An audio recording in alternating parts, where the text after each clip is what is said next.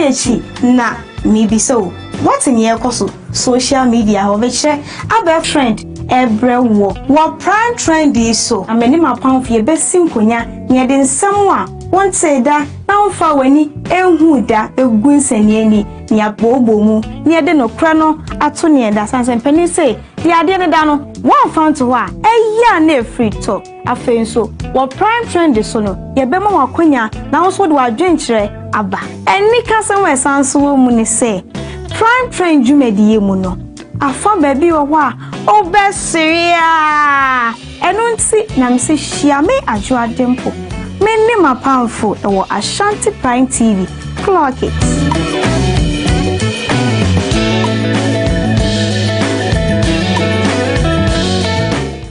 Odi Solomon Opokunye ye fredwuma abafie de ne be TV a obeka nsem papa a kire yen no oba me yehunu no papa ekoso ewo wiase tisi pe TV papa ne tie nsem pa ewo kroyimu dia ye fanto be wiase Ashanti Prime TV e wana me hwele de bia entizo Fao TV neto Ashanti Prime TV. Keep watching Ashanti Prime TV. We love you all. God bless you. Ashanti Prime TV. Aha, and anokware ne wo. Ashanti Prime TV. Aha, and anokware ne wo. Abusha me mawache ema wakwa eba Ashanti Prime TV. Jumedi ayatu ni din anopatutu so. Abusha eye morning show jumedi ayede breo.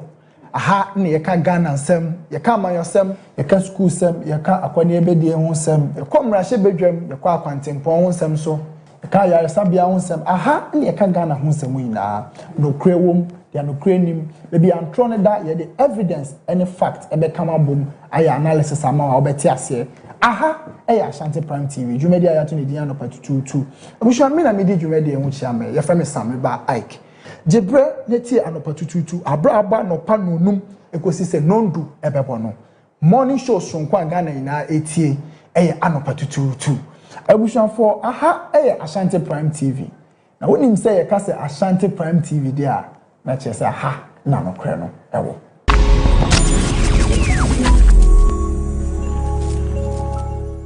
Ashanti Prime TV soon small figure in the building so padrimu nyansa TV station will share people one and one Ashanti Prime TV. Watch, don't sleep, don't be quiet, go and watch. You will feel good. I love you so much. Soon small of it, Ghana of it. Ashanti Prime TV. Aha, and anokware ne wo. Ebi nkomo ewo ya fiefiem. Nkwankwan ni ase.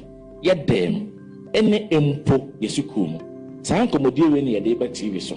Na ya ba be di nkomo.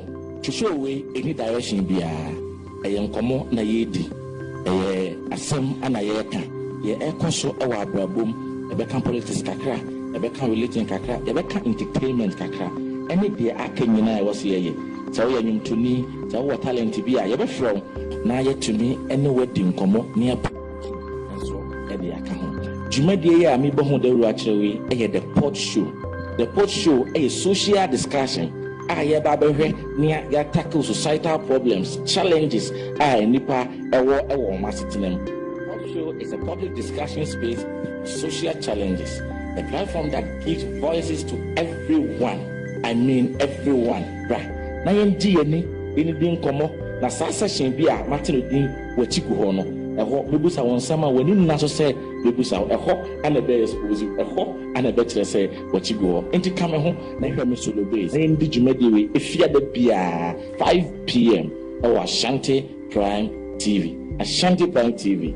Aha na nokware no wo the post show me no mi enu nkomodi bidasi. Ashanti Prime TV. Aha, and anokware ne wo.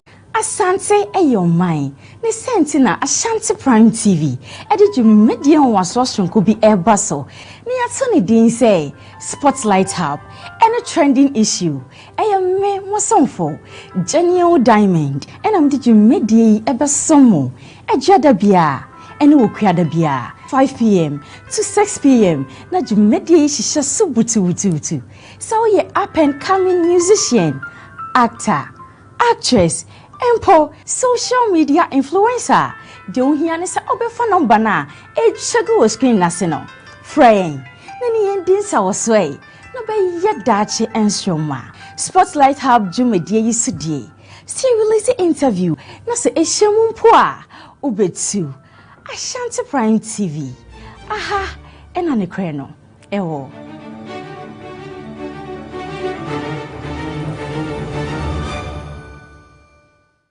Ashanti Prime TV enam tie ni mu no boy magi medwa ye duru ha se tu dia na ye nsem akese nko a se wo pe nsem no kore atie ana wo pa asem papa a wo Ashanti mem Ghana mem be bia wiase be bia atie dia hwe Ashanti Prime TV ho ne no kore no ewo me see Ashanti Prime TV so pe o tie news pa ana wo pe be bia asem a ye ka no unko busu obi na pe no kore wo mu a hwe Ashanti Prime TV no kore no ahanko ana wo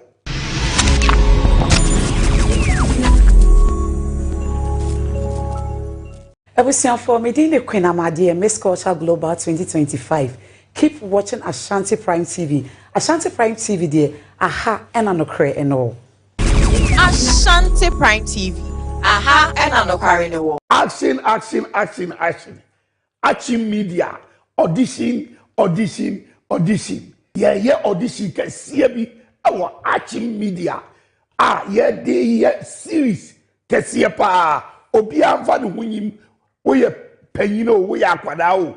Emrante ne maba ni nyina. Ye hia obi bia Action media. Ye series can see e de abegu Ashanti TV so. Obi amfa no hunyim. Boy mi gina mu bi.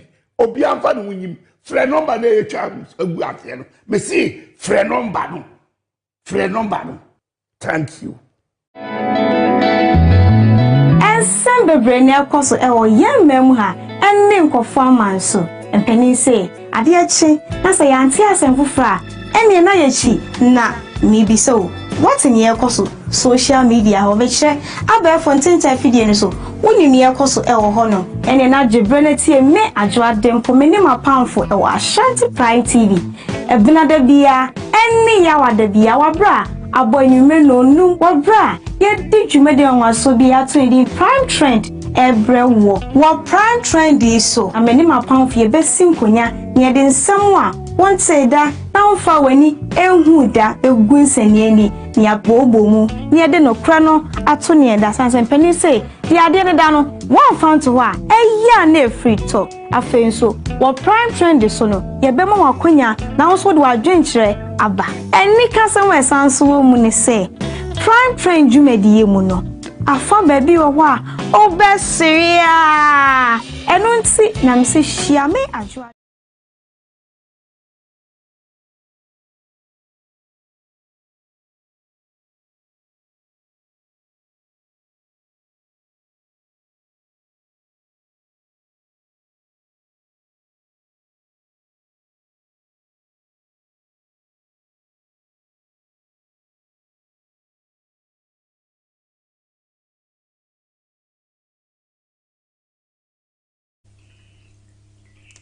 Pramo abokin ewat Ashanti Prime TV so made up for pamemo ha emmo akwa baby bia wo hwe me free bia emra so sense my nsa kan ewo man Ghana eni ama hodo so ni edika editio semufo asone so no akuchedi agukrata so no ede ba besumo ewo Kaseɛbɔ kwan so awie ensem awie me de ba besumo no edosu ye ni edima kutini bi enie eye Food and Drugs Authority eternity afrene say FDA mpanifo Edin Sembi ato abonten sanso na mrahebedwani edima okai queen of about empesu aso honorable Teresa Ladi awuni enso akasa ensem we ensema odopie kan ye de ba besomo wosimaduasa entem me amagipini ye bekenken wi akasebo ya mamedi ameje so ene mesna site mi twa me hotel abasisia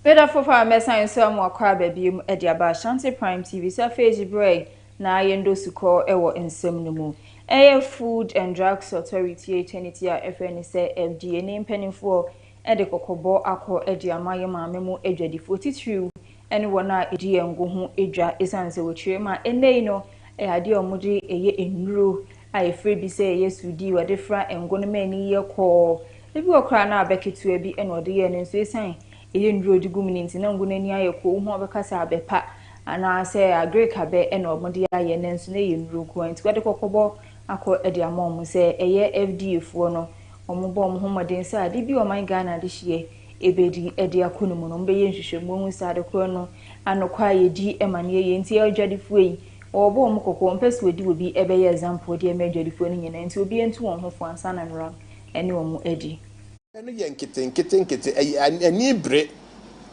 enu say no de ye enwo a wo say ye very obroni friend say ye intense color ni ye intense ene yesan wo nansen agrek abena aba no eno no be hwe eno a bo say be hu portion of it can say cream e be a light red wo now oil and kasa no it's made up of two components palm olein wo a separate kakra utimi hu say be yes fita especially so would the outside Ghana ebrochire bi e di akwakọ so mu na afi eno timi cause cancer it omo yes ade ni nyina no eso mujai one particular market malata na enye wo hokra ese chire malata na wunya oil ba ko say red oil a obehu say ibibisa wo nti omo say ye bomb abaso well whilst other places almost so they've been doing well but now say gradually never nti ye me fa ofidie so ne won market women no mo am feel some this as sudi ne befra no ye sabe so mu because already we've been actively monitoring some of these things. That's why the level at the end to me here they free 98% about to 6.7 enye ye ankasa ne ye ku ye ho enye obi na eku ye ho sikanibre na sefo no but FDA entna se masa de no enkoso Adeshimai Ryan so akase no so mrashibedwefie kopie mu honoma mrashibedwani edemakin tampo sa utabato mpesua so honorable Felicia Eje ne wakasa ede aso abontene se wodan dwumedie kra edi anaso susu sempanifo enyisi dwumedie eda so proportional representation eternity a FNA say PR eno no kwa amahodo so a ochiremu echire so kwa amahodo so a ade amanfo ede ye adwuma wo hono pa ebua ema na afi nso enkwada emudie ekonkan wo man bia mu nto besre se wono nso de na gentwere eba se Ghana yenso ni mfendi adwuma se de be ya enkoye se position anase di brebia na de be ma be ma na ema na afi nso enkwada nso mudie etumi akonkan wo Ghana ha se. Successful democracies use proportional representation as a fairer way to convert votes into seats. And various stakeholders have been examining gender equity and seeking ways to build a better, more inclusive system in which every citizen's voice valued. Under this system, if a political party wins 30% of national votes, it receives about 30% of the seats in parliament. This ensures that every vote counts and that even smaller parties and minority groups are represented. Countries such as South Africa, Namibia, Rwanda, and Senegal have adopted proportional representation to strengthen democracy and inclusion. Mr. Speaker, proportional representation fosters gender inclusion. In Rwanda, for instance, the proportional system has allowed women to hold over 60% of parliamentary seats, making it one of the most gender-balanced legislatures in the world. Mr. Speaker, Ghana, currently using the first part, have adopted proportional representation to strengthen democracy and inclusion. Mr. Speaker, proportional representation fosters gender inclusion. In Rwanda, for instance, the proportional system has allowed women to hold over 60% of parliamentary seats, making it one of the most gender-balanced legislatures in the world. Mr. Speaker, Ghana currently using the first-past-the-post system, where the candidates with the most votes in the constituencies win. Why simple? It often leaves many votes uncounted and reduces opportunities for women and minority groups. As a result, our parliament does not fully reflect the diversity of our population. Ghana could adopt a hybrid model, such as those in Germany and New Zealand, where some members are elected from constituencies and others from parties less based on the population of the national votes. This preserves a local representation, the diversity of our population. Ghana could adopt a hybrid model, such as those in Germany and New Zealand, where additional embassy to our Kaseɛbɔ so ana yina yinim say yenkremufo ye share ye chiri wia ekom chere no ase ne eye na wotwe miensa pepepe ne ne to so eye 21 na eno ne nam so emamra shibejani edemo kan kwe no tabato mpesua so eye honorable Teresa Ladi Awuni efa adoye kwan so kopiem o na bato eye mpesua so odi achade ne menuane akakoma nkremufo ho no na afen so eye twe konkro eye Holy Quran enso aka ho na ne botaye nyina ne se nyina yenim se edru akwankyere emno se ya woye adoye edemani a woye kwankyere na nyankopon ehrawo emoho enti wo fa asa akwan ne so ede ya adoye edeman nkremufo se de be omo so e fa akwanya yiso no mde abompaye ede amoman konkro Ghana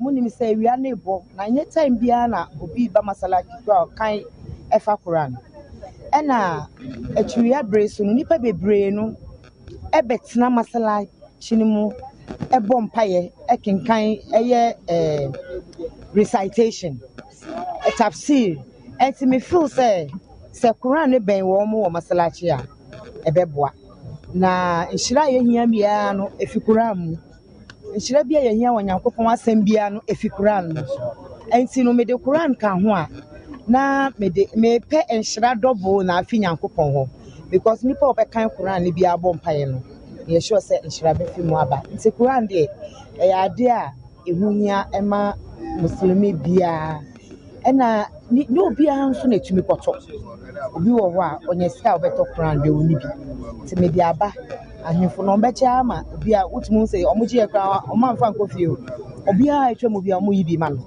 eye nhira ne bi no nti no butaye nti a me che Quran ka ho afie no de bia afibia so odi sa eduane ne beba and sugar bia wow every year na nyama so increase this year by above last year eti yamishira no bibia so the plan so aba kan ho mai I'm saying you children so busuma yesi yanka Quran uka Quran boy do na kan bibli eti yadanas CID boss ASCOP lead ya kundonko na afenso Ghana Police Service ne yomakasa e de ato abontene se okopiemu ewo Cape Coast ayesofo Ebenezer Kundua ade ana ofa ne mabone so anase kwan bone so ye ne niema bi ana ensem fatama imprempren mpo wakwa akosese eye abofra bi ama imprempren aposifo nsa aso ni modin hwehwemu egu akwam no hawo nyina ene sa na so yosofu nipa wo frɛ ne ho se esofu san sem de menka so yosofu nyame nipa enye se ni ofrɛ ne ho se nyame nipa yi esan so se yaje a oye doctor a oye gynecologist a ocheso ndi ohwehwɛ eye sebi ma ya se ene niema aka efa ho nti ene ye wo bepie mu e wona asɔrefie a na wafa kwan bi so asete camera de asiwo so na yenye se nti obehu ana eye video no eda social media na wode bi koye Yesuku abofra no se nyankopon amfa fie ma na ntumi ankokyerechya asem no ma ankyere ne school head mistress a nke besi na nya dia posifo nsa aka so finti prince CID boss COP Lydia ya kodonko akasa e dia to abonten se ya dia nyame nipa na se wosofi ɔkyerɛ aban kukum mprimprin ɔde nhyehyɛmu egu akwam. With the Cybersecurity Authority and the National Security has arrested a suspect pastor for offences involving a minor, including defilement and the production and possession of child sexual abuse materials. The arrest took place in the early hours of March 6, 2026 in Cape Coast Central Region during a joint intelligence-led operation. The suspect, Ebenezer Kondua, aged 45, is the lead pastor at Mahanaim Christian Center in Ankafo, Cape Coast. He was apprehended in Waraba, a suburb of Eguasi in Cape Coast. The suspect is also known to operate a Facebook profile under the name Reverend Dr. Kondua, where he portrays himself as a trained gynecologist and international marriage counselor.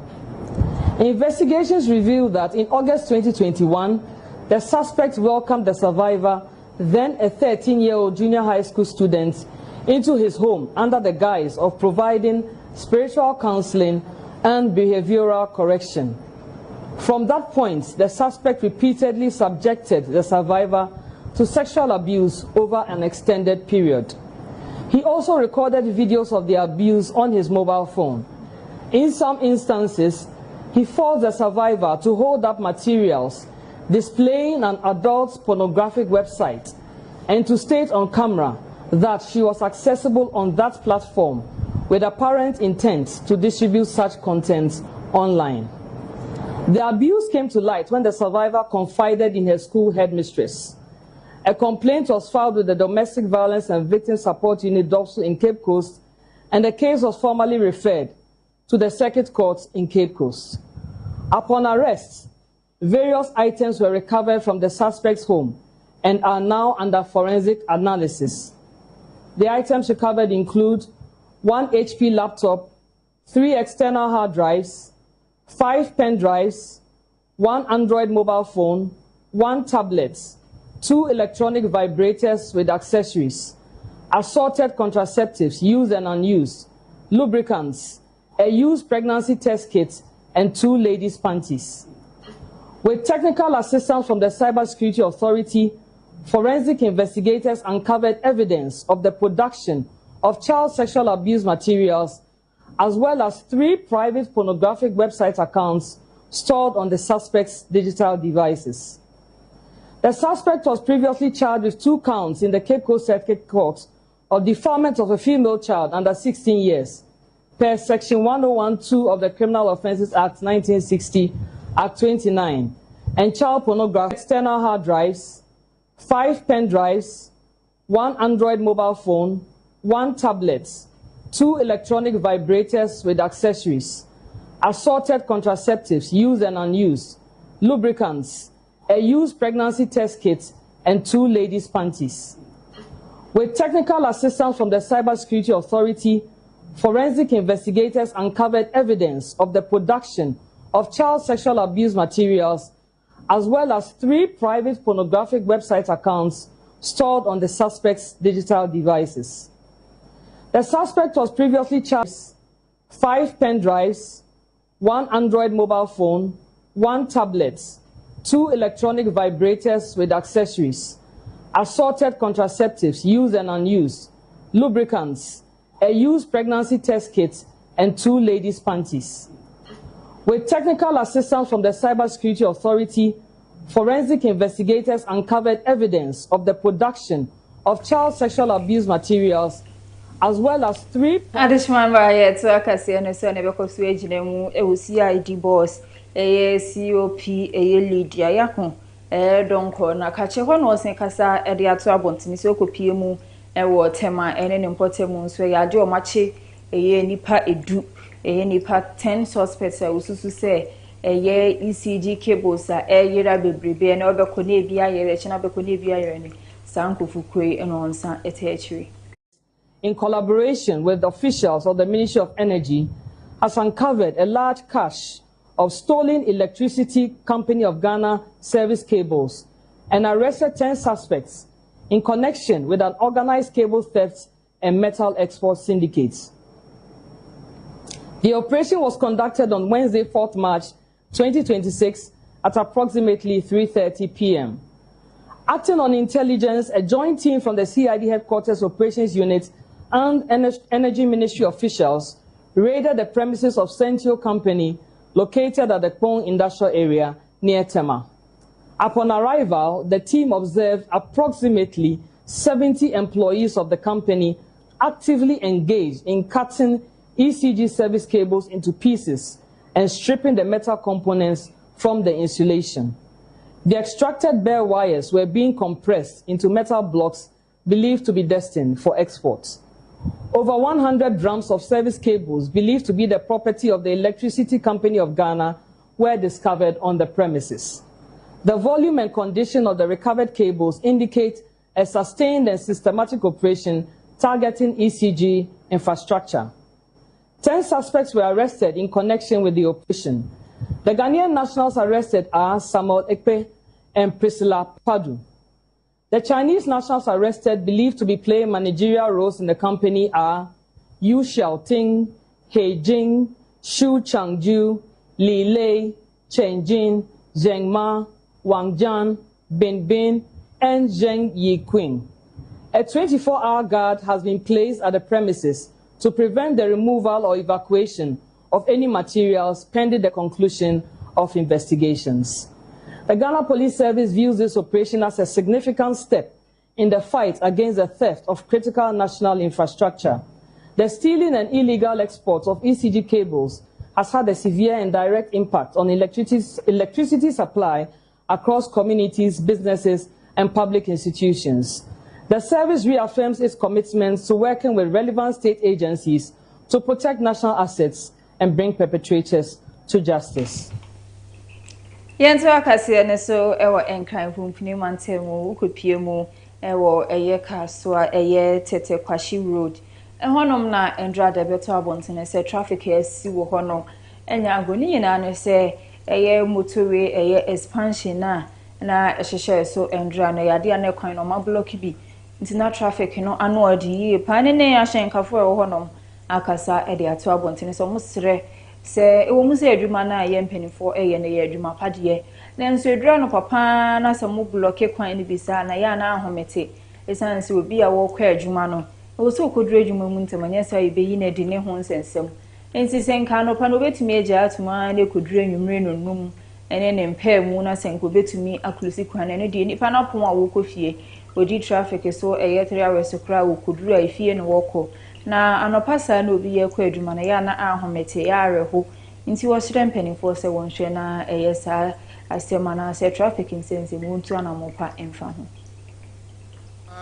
ne di musa bedu bade sam manka de ben sanke adwuma mo ye no ese omo ya de aboa oman no ese sanke adwuma mo satena ne nwumere e de manyen woni kwase main road adwane akra tu kaswa anasa koma e takware ni kwase ko mo block no ese sanke na nwumere be ya around 5 o'clock na ko ma block na man na ko ma de o ma ye adwuma na man ye ama adwuma but to block na pa e block se ntram ma to nezeda because Sunday enche da man wo mka traffic kra be bia fitinu a yedi musa na sei e se main station ya no run about no ka bia nkoma amafu buhar mo so mko yedwuma de bo aban no mfaso bia no aban nya fi so ma block kwan a workers danger bontin so munya kan fanko ba na obekọ adwuma bosen za about 8 and 9:37 ba na workers on ko adwuma be sa ko yedwuma na aban nya ho mfaso bo to no mo adwuma so be ani be so wa boka into oyinedi because if the traffic am block main road e dwane ka so to Accra ni nya blocking over to Takwasira na bus station no e see that say around 9:30 over ka bia ni station am for start tin mu jenya wa munya kan kwa adwuma e be sra man no kan che company ni say so betuma ya won yi sa ho ni front ka nwumri na nko no block no mo so won akwa adwuma no mo apon but nwumri du ko fie dia mfaso bia wodi be say 10 o'clock ran du fie mana pa dia say ko ma kwan ye de ma adobe ni na say pass betumi ko wa ko say ka bia no fa motor way ni so wo twa ni so motor way so ka bia nko ma because of traffic. Me a driver. Me take a super gap. And a pay me traffic rules na near day. Traffic yet me safety. Kwashima sa na be junction yet me sa bobe 2 hours. Sa my cars be onto mama. Cars be onto mama. Na dey say how since no ya hu na onye problem bia kwana wo ye nti na my day na ma barisa. If you say we say mo adwuma ne dia obedem sa nti mo I dim madaba se ko pray nti onye bibia na abransa kwan na wo nti na message no traffic na ba traffic na de pama passengers I stand our kwan ho ojo won ka bia mba mbase nkwa adwuma na de nti minyi message ne ba ya fa ho ti se mpimfrankasa wotumbo hu ba ya fa ho a cars ngotuma eden kwan adem afuro na de afati adwuma no toto afa toto fi adwuma driver afa cars na mba passengers wa atora yo ha won ka nko won ka mba amanfo gina kwan ho se ye hu me ba ya fa ho yin ti se mpimfo bohwe na obotubo hu enwa wo ye kwan no obotu wo ye kwan bi ato ba bi cars botuma fa wode a ono beje mpimfo wo so Adeshima was ansem Kronemu ena a project manager of the Accra Motorway expansion. A engineer Ben Saki Akasa Ediato Abontine say a driver for an affair to passengers is one on Modiata Abontine Yadiamonso Atina Supem. And he sent Comobeshe no more closely a year quine on Opanas on Beblokibi and Comedia Jumujumana Yadio Motion Train Sage Nay see in a soccer.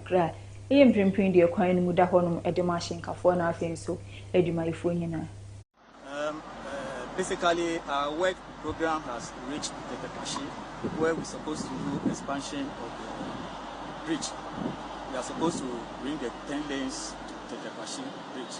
So the existing lanes need to be expanded, adding 3 more on the side of the existing bridge over there. So our program is to control traffic at the Tepashi to enable us launch our T-beams on the pier that we have already constructed. So yesterday exercise was first of all to arrange the traffic and to ensure that we simulate and see how effective it will be, so that from today onwards we start with the launching of the beams. But yesterday we realized that the impact of the traffic was not how we expected to happen in traffic management plan. So due to that, we came to the decision that no, we have to suspend the management plan over there, because if that is how it's supposed to be, then for the next 4 months it will be difficult for the public, and as a contractor we are sensitive to the public, so we have to also listen to the challenges and difficulties, factor it into our program. Although suspending it is going to affect our schedule and delay, cause us a little delay, but we are anxious in revising the scheme. We find a better option where it will be conducive for the contractor and also the public, to the public as well. So we are taking we will have a meeting today with the stakeholders and we'll deliberate on it.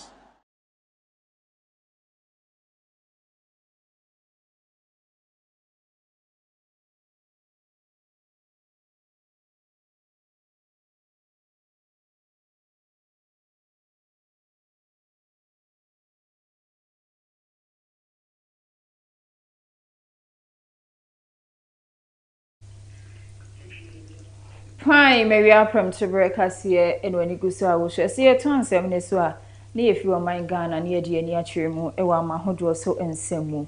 And a copiemu a Egypt, a dear fango, a boar, a science so across 3 year planning na any a Israel, US, and I think so Iran, and talk how man of whom they say na Namsama fango, a boar, and fango more quartry or when it's in penny for so I share, ama a boar and canon uncle to fango dadano. What the ayo hanchi chimu eduasa 30% esanso ediaka ho. Global energy pressures caused by the Middle East war, which has disrupted oil supplies and shipping routes.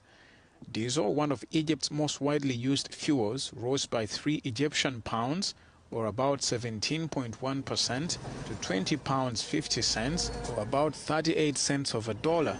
Natural gas used for vehicles saw the largest hike, jumping 30% to £13 per cubic meter. Egypt has raised fuel prices 4 times over the past 2 years under an $8 billion loan program from the International Monetary Fund. Benfie kakrenie ena mentime ho aseba sabasaya ma ne homne so e wo Sudan. Ene okopiemu e wo South Sudan e ade hye wo honom.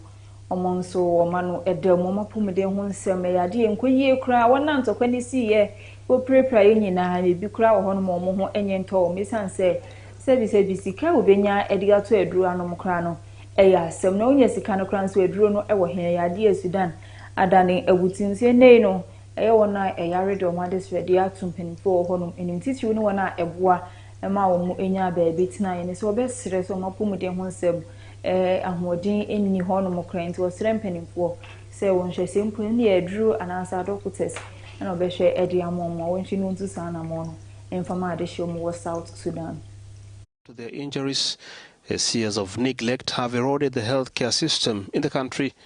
Some of the victims of the war, like Ajung Deng, recount the horrific ordeal that almost took his life.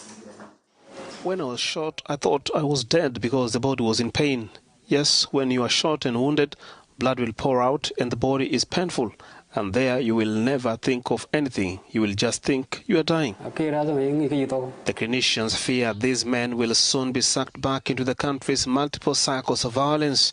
The war between the government and opposition currently raging to the north, or between various ethnic militias and cattle raiders that plague rural areas. What usually happens, like we treat them here, they get better. When they go back home, I think there's a lot of things that happen, either stigmatization, stress, or an act of wanting to do vengeance. So they go back again for the same fighting, or they want to revenge, and then again they get shot because of the economic crisis, because now everything they lost now, and they have to go back for the same thing. As the country tips back into civil war between rival parties, what little health care exists is almost entirely through foreign donors, with more than 80% provided by NGOs like the International Committee of the Red Cross. With the continuation of very, very low funding and support to actors who are actually being able to do something in this country, supporting both primary health care and hospitals, is that the general and public health situation of South Sudanese might deteriorate. As such, the ICRC focuses, of course, on the weapon wounded linked to conflict. But even in that work, we do see the reverberating effects of the challenges faced by the wider health system. The United Nations. Yes, will be my son, some so Ivory Coast and Eukopimo.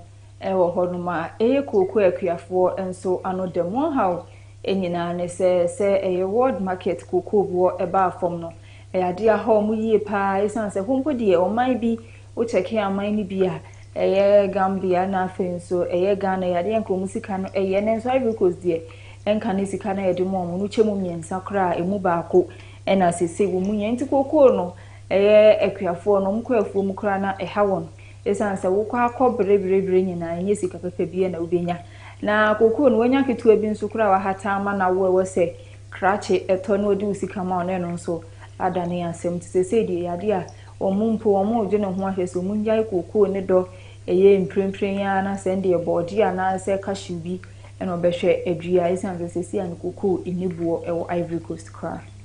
Cocoa prices internationally has forced the government to cut by more than half the price it pays to farmers to buy the crop. Even then, many remain unpaid. They have been weighing the cocoa since November. To this day, I still haven't received the money. And I still have dried cocoa in my house. I can't find anyone to buy it. Right now, I don't have money for work in the fields. Ivory Coast, the world's leading cocoa producer, had to purchase an excess supply of cocoa beans from farmers in January. Agricultural workers' unions in West Africa say some authorities were not prepared for a crash of this scale. Hundreds of thousands of farmers in Ivory Coast, Ghana and Cameroon rely on cocoa farming for a living. We're even tempted to abandon cocoa farming to plant cassava or cashew instead. That's also what we want to do, because we earn nothing from coffee and cocoa, so it is better for us to do something else. The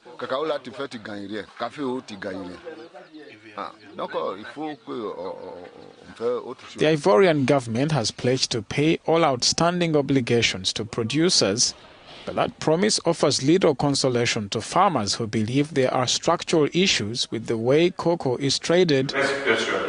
I remain convinced, knowing the commitment of the head of state to pay producers at least 60% of the pre-calf price, that is to say the international price, and that this commitment will be upheld once again, and we can consider that this will be a very serious remunerative price in all respects. Yes, also, Tunisia, Neocopium, our Honomadishia, or Honomaswayo, Yachron, how you say, a year to a US and Israel, Moto, Edisha, a Iran, a Sonanadia, or Mobo Ejoso, Crentene, or Monso, Edomo supporting in Emma Iran. To protests in a growing number of cities. In Tunis, around 100 protesters gathered on Saturday evening to express their views.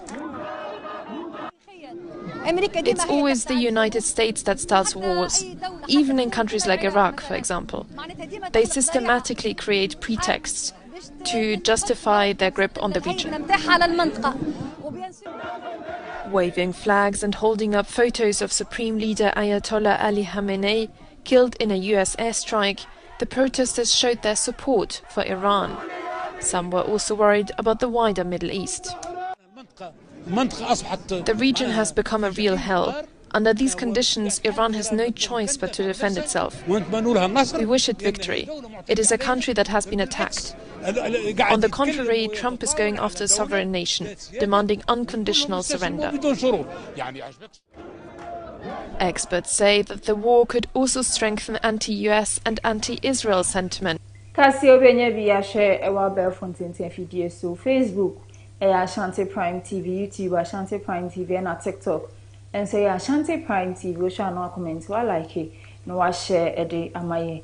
And some of the best me our Kaseɛbɔ kwan so na ɛdɔɔso yie ne yɛdi makotene bi enie ɛyɛ Food and Drugs Authority etwaniti afrɛ ne sɛ FDA mpanimfoɔ de kɔkɔbɔ akɔ ɛde ama adwadifo a wɔtɔn ngo san so na mmarahyɛbadwani ɛde ma ɛyɛ ɔkan Queen North Abato mpɛsua so monyamfo ɛyɛ Teresa Ladi awini enso akasa ensɛm ne nsɛm awdo pie kanam de bɛsom mo ɛwɔ Kaseɛbɔ kwan so ni amegye peni ɛbɛkenkan wie Kaseɛbɔ ɛde ma mo na ansa na mesori so no na yehwe eye menua baya kama woda eye afidi kese yi esu ana ene eye na woda we efiri eye Rokubel eho no mo si wonua ba Nyankopɔn enhira na onyimfra dumu enko adum we bia ohihye bi erade emfa emma wona menso mesna usata mo ha no say ene yeda so ewo Ramadan eye last 10 days yemu no na me komchira me ye me bompaye edema menua baaya eyo de fidikese Nyankopɔn enhira na wontutu anamo enzisi ye ema ade abusuafo hanum say ena bebe makoya me de prime me wi apram to break ase ne nyina esi edi ameche so ene mes now start makra obia